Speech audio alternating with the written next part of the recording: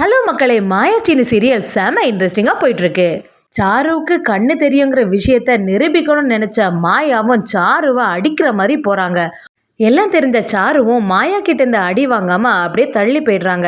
இதை பார்த்த மாயாவும் உனக்கு தான் கண்ணு தெரியாதே, அப்புறம் எப்படி எஸ்கேப் ஆக முடியும்னு சொல்லிடுறாங்க. அப்படியே இப்போ பார்த்து வச்சிருக்க மாப்பிள்ளை கூடயே உனக்கு மேரேஜ் பண்ணி வைக்கிறேன் பாருன்னு செம மாசா நம்ம மாயாவும் சாரு கிட்ட சவால் விட்டுட்டே போகிறாங்கன்னே சொல்லலாம். அதை பற்றி தான் இந்த வீடியோக்குள்ளே பார்க்க போகிறோம். வீடியோக்குள்ளே போகிறதுக்கு முன்னாடி நம்ம சேனலுக்கு ஒரு லைக் அண்ட் சப்ஸ்கிரைப் பண்ணிவிடுங்க மக்களே. அப்படியே பக்கத்தில் இருக்க பெல் ஐக்கானையும் கிளிக் பண்ணிவிடுங்க. அப்போ தான் நான் போடுற வீடியோலாம் உங்களுக்கு நோட்டிஃபிகேஷனாக வரும். வாங்க வீடியோக்குள்ளே போகலாம். ஃபஸ்ட்டு பார்த்தீங்கன்னா மாயாவும் சீனுவும் அவ்வளோ க்ளோஸாக இருக்கிறத பார்த்த சாருக்கும் பயங்கரமாக பொறாமல் வருது. என்னடா நம்ம இங்கே இப்படி இருக்கும்போது இந்த சீனுவும் மாயாவும் இவ்வளோ சந்தோஷமாக இருக்காங்களே, என்னைக்கு இந்த மாயா வீடை திருப்பி கொடுத்தாலோ அன்னையிலேருந்து இந்த சீனு அவன் பின்னாடியே சுற்றிட்டு இருக்கான். இப்படி போயிட்டே இருந்ததுன்னா ஏன் நிலைமை என்னத்துக்காகிறது? நானும் சீனு மாமாவை சீக்கிரமாக மேரேஜ் பண்ணலான்னு நினச்சிட்டே இருக்கேன். இது எதுவுமே நடக்காது போலேன்னு வருத்தப்படுறாங்க சாரு. அப்படி அதே கோபத்தோட பத்மா கிட்ட போய் என்னத்தை இங்கே நடக்குது? நீங்கள் தான் சீனு மாமா கூட சீக்கிரமாக மேரேஜ் பண்ணி வைப்பேன்னு சொன்னீங்களே, இப்போ என்னாச்சு? எல்லாமே தலைகீழாக நடக்குது. எப்போவுமே சீனு மாயா பின்னாடியே சுற்றிட்டே இருக்கான். இப்படியே போயிட்டு இருந்தேன்னா 1 வருஷம் ஆகியும் நான் இங்கே இருக்கிறதுக்கு எந்த யூஸும் இல்லாமல் போயிடும். ஏதாவது சீக்கிரம் பண்ணுங்க அத்தைன்னு சொல்கிறாங்க. அதை கேட்ட பத்மாவும் சரி, நம்ம ஏற்கனவே ஒரு மாப்பிள்ளையை அரேஞ்ச் பண்ணி உன் மேரேஜுக்கு ரெடி ஆகணும்ல, அந்த பிளானை சீக்கிரமாக நடத்திட வேண்டியதான்னு சொல்லிட்டு சாருவுக்கு ஒரு ஐடியா போட்டு கொடுக்குறாங்க பத்மா. சாருவும் இதாண்டா சான்ஸ்ன்னு சொல்லிட்டு நம்ம ரெகுராமுக்கு முன்னாடி வச்சு பெர்ஃபார்ம் பண்ணுறதுக்கு ஸ்டார்ட் பண்ணிடுறாங்க. அப்படியே ரெகுராம் இருந்துட்டு இருக்கும்போது சாரு அந்த ஸ்டிக்கை வச்சு தட்டி தட்டி வர நம்ம ரெகுராமும் என்னடா இங்கே சவுண்டு கேட்குதுன்னு பார்க்குறாங்க. சாருவை பார்த்தோன்னே கொஞ்சம் மனசு இறங்குறாங்க. என்ன சாரு இந்த பக்கமாக வந்துட்டுருக்க அப்படின்னு கேட்கவும் சாருவும் எனக்கு தான் கண்ணு தெரியாதே அப்படின்னு சொல்லி வருத்தமாக பேசுகிறாங்க.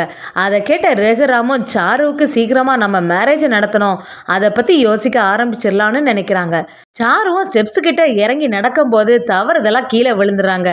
அதை பார்த்த மாயாவும் என்ன சாரு கீழே விழுந்துட்ட, உனக்கு கண்ணு தெரியாதா அப்படின்னு கேட்குறாங்க. அதுக்கு சாருவும் என்ன மாயா நீ என்கிட்ட இவ்வளோ எதிர்த்து பேசுகிற, எனக்கு தான் கண்ணு தெரியாதுன்னு உனக்கு நல்லாவே தெரியும்ல அப்படின்னு கேட்குறாங்க. மாயாவும் ரொம்ப அசால்ட்டா உனக்கு கண்ணு தெரியாதா, சரி சரி எனக்கு நல்லா புரியுது, நீ என்னெல்லாம் பண்ணுவேன்னு எனக்கு நல்லாவே தெரியும்னு சொல்கிறாங்க.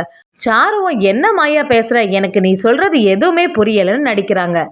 மாயாவும் எனக்கு உன்னை பற்றி நல்லாவே தெரியும், உன் ஃப்ராடு வேலையெல்லாம் என்கிட்ட வேண்டாம், வீட்டில் உள்ளவங்க வேணும்னா இதெல்லாம் நம்புவாங்க, நீயும் பத்மா அத்தையெல்லாம் சேர்ந்து என்ன பிளான் போடுறீங்கன்னு எனக்கு நல்லாவே புரியுது, எதுக்கு இத்தனை வருஷமாக இந்த வீட்டில் இருக்குன்னு எனக்கு நல்லா தெரியும்னு சொல்லிடுறாங்க. அதை கேட்ட சாருவும் நீ எதுக்கு தேவையில்லாமல் இப்படியெல்லாம் பேசிகிட்டு இருக்கன்னு கேட்கவும் மாயாவும் உனக்கு தான் கண்ணு தெரியாதுன்னு சொல்லிட்டு கரெக்டான டைமில் சாருவை அப்படியே அடிக்கிறதுக்கு போயிடுறாங்க. சாருவும் மாயாவோட அடியிலேருந்து தப்புறதுக்காண்டி ஃபேஸை தள்ளி வச்சிடுறாங்க. அதை பார்த்த மாயாவும் என்ன உனக்கு தான் கண்ணு தெரியாதுன்னு சொல்கிற, அப்புறம் என்னடா நான் மூவ் பண்ணிட்டேன், அது எப்படி கண்ணு தெரியாதவங்களுக்கு நான் அடிக்க வந்தது தெரிஞ்சுதான்னு அசால்ட்டாக பேசுகிறாங்க. அது மட்டும் இல்லாமல் இனி கொஞ்ச நாளுக்கு தான் உன் ஆட்டையில் இங்கே செல்லுபடி ஆகும், உனக்கு பார்த்து வச்சிருக்க மாப்பிள்ளை கூட சீக்கிரமாகவே மேரேஜும் பண்ணி வச்சிடுவேன்னு சவால் விடுறாங்க நம்ம மாயா. அதை கேட்ட சாருவும் அதே ஒரு ஃபேக் மாப்பிள்ள, அவங்க கூட மேரேஜ் பண்ணுறதுக்கு நாங்கள் எல்லாம் ரெடி ஆகுறோம், அந்த மேரேஜ் டே அன்னைக்கு இருக்கு உனக்கு ஆப்பு, எப்படி என் கழுத்தில் சீனு மாமா தான் தாலி கட்ட போகிறாங்கன்னு மனசில் நினைக்கிறாங்க சாரு. மாயாவும் நீ என்ன நினைக்கிறேன்னு எனக்கு நல்லாவே புரியுது, ஆனால் நீ நினைக்கிறது எதுவுமே நடக்க போகிறதில்ல, நீங்களாம் சேர்ந்து ஒரு பிளான் போட்டிருக்கீங்கன்னா அதை மாற்றி நான் அந்த மாப்பிள்ளை கூடயே உன்னை மேரேஜ் பண்ணி வச்சுடுவேன் அப்படின்னு மாயாவும் மனசில் நினைக்கிறாங்க. அதே சமயத்தில் பத்மாவும் ரெகுராம் கிட்ட வந்து அண்ணா நம்ம சாருவுக்கு மாப்பிள்ளை பார்த்துருந்தோம்ல, அதை பற்றி எதுவுமே அப்புறமா பேசலை, சாரு வேற 1 வருஷமாக இங்கே தனியாகவே இருக்கா, அவளுக்கு வாழ்க்கையிலையும் ஒரு நல்லது நடக்காண்டாமா, சீக்கிரமாக நம்ம ஏதாவது முடிவு எடுக்கணும் அண்ணா அப்படின்னு சொல்லிடுறாங்க.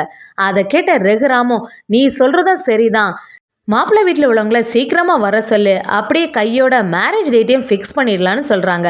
அதை கேட்ட பத்மாவுக்கும் ரொம்ப சந்தோஷம் ஆகிடுது. சீக்கிரமாட்டு நம்ம சீனுக்கும் சாருக்கும் மேரேஜ் ஆகிடுறோம், அதோட இந்த மாயாவோட சாப்டர் க்ளோஸு, அப்படியே மாயாவையும் இந்த வீட்டை விட்டே அனுப்பிடணும்னு மனக்கொட்டையை கேட்டுட்டு இருக்காங்க பத்மா.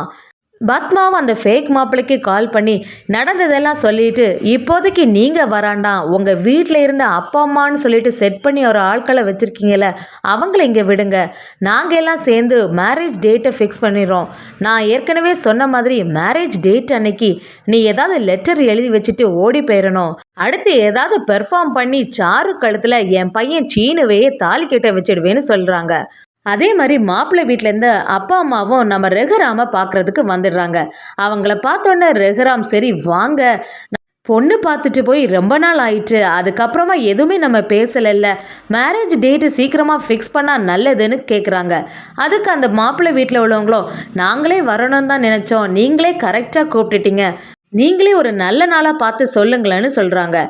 அதை கேட்ட மாயாவும், நம்ம சாருக்கு எல்லாமே சிறப்பாகவே பண்ணணும், அது மட்டும் இல்லாமல் மாப்பிள்ளையும் பொண்ணும் நல்ல பழகாண்டமா, அவங்க 2 பேரும் எப்போ தான் சேர்ந்து பேச போகிறாங்க, இந்த காலத்தில் பேசினா தானே உண்டு அப்படின்னு சொல்கிறாங்க. சாருவும், எதுக்கு இந்த மாயா இப்போ தேவையில்லாமல் என்டர் ஆகி இப்படியெல்லாம் பேசிகிட்டு இருக்கா, இந்த மாயாவுக்கு ஏதாவது தெரிஞ்சிருக்குமோ, எல்லா வாட்டியும் நம்ம போடுற பிளான் இவள்னால சொதப்பிடுது, இந்த வாட்டி அந்த மாதிரி நடக்கவே கூடாதுன்னு நினைக்கிறாங்க சாரு. மேரேஜ் எப்படியும் அவளோட ஹஸ்பண்ட் சீனு கூட தான் நடக்க போகுதுன்னு தெரியாமலே இவ்வளோ சந்தோஷமாக டேட் எல்லாம் ஃபிக்ஸ் பண்ணுறாளே மாயா, பாவம் தான் நீனு பத்மாவும் சாரும் ஒரு பக்கம் யோசிக்கிறாங்க.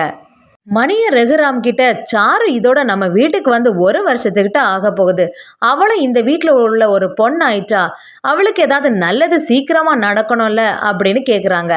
அப்படியே மணியும் மாயாவை பார்த்து, சாரோட மேரேஜ் மட்டும் நல்லபடியா முடிஞ்சதுன்னா ஓ ரூட்டு கிளியர் அப்படின்னு சந்தோஷப்படுறாங்க. அதே சமயத்தில் மகாலிங்கமும் அந்த இடத்துக்கு வந்துடுறாங்க. மகாலிங்கம் நம்ம மணியை பார்த்து, என்ன சம்மந்தி நல்லா இருக்கீங்களான்னு கேட்கவும், மணி எதுக்கு இப்போ என்ன சம்மந்தின்னு சொல்கிறீங்க, அதான் ஏற்கனவே உங்கள் பொண்ணுக்கும் என் பொண்ணுக்கும் எந்த சம்மந்தமும் இல்லை, மேரேஜும் நடக்கலைல்ல, திருப்பியும் அதையும் யோசிச்சுட்டு இருக்கீங்க அப்படின்னு கேட்குறாங்க. பத்மாவும், பழைய ஞாபகத்தில் ஏதாவது அவங்க சொல்லியிருப்பாங்க, அதை போய் இப்போ பெருசுப்படுத்தாதுங்க அப்படின்னு சொல்லிடுறாங்க. சாருவும் மனசுக்குள்ளே எல்லாம் நல்லபடியாக நடந்தாலும் நம்ம அப்பா வந்து இப்படி சொதப்பிடுவாங்களோ அப்படின்னு நினைக்கிறாங்க. மகாலிங்கமும், என் பொண்ணு இங்கே வந்து ரொம்ப நாள் ஆயிடுச்சு, அவளுக்கு எந்த நல்ல காரியமும் நடக்காதுன்னு நினச்சிட்டே இருந்தேன், இப்போ தான் எனக்கு சந்தோஷமாக இருக்குது, ஒரு வழியாக என்னோட பொண்ணு மேரேஜ் டேட்டையும் ஃபிக்ஸ் பண்ணதுக்கு ஆரம்பிச்சிட்டிங்க, இத்தனை நாளாக என் பொண்ணு இந்த வீட்லேயே இருந்ததுக்கு ஒரு பலனும் இருக்குன்னு சொல்லிடுறாங்க. ரகுராம, என்னைக்கு இந்த சாரு எங்கள் வீட்டுக்கு வந்தாலோ அப்போவே இந்த வீட்டில் உள்ள பொண்ணாயிட்டா, எங்கள் வீட்டில் ஒரு பொண்ணுக்கு எப்படி இந்த மேரேஜை சிறப்பாக பண்ணுவோமோ அதே மாதிரி நம்ம சாருவுக்கு நல்லபடியாக பண்ணணும்னு நினைக்கிறாங்க. மாயாவும் ஜானகியும் அந்த இடத்துல, நீங்கள் சொல்கிறதெல்லாம் சரிதான், நம்ம சாருவுக்கு மாப்பிள்ளை வீட்டிலேருந்து யாரும் எந்த குறையும் சொல்லாத மாதிரி ரொம்ப சிறப்பாக பண்ணணும்னு சொல்கிறாங்க. இதெல்லாம் ஒரு சைட்லேருந்து பார்த்துட்டு இருந்த நம்ம சீனுவோ பயங்கர ஹாப்பி ஆயிடுறாங்க. அப்பாடா, ஒரு வழியாட்டி இந்த சாரோட சாப்டர் க்ளோஸ் ஆக போகுது. அதே மாதிரி என்னோட அம்மாவும் இனிமே இந்த சாருவை பற்றி பேச ஆரம்பிக்க மாட்டாங்க, அவளை கல்யாணம் பண்ணிக்கொண்டு தொந்தரவும் பண்ண மாட்டாங்க, மாயாவை பற்றி கொஞ்சம் கொஞ்சமாக புரிய வச்சு அப்படியே அவளை மருமகளாக ஏற்றுக்க வச்சிடணும்னு சொல்லிட்டு மனக்கோட்டையை கேட்டுட்டு இருக்காங்க நம்ம சீனு.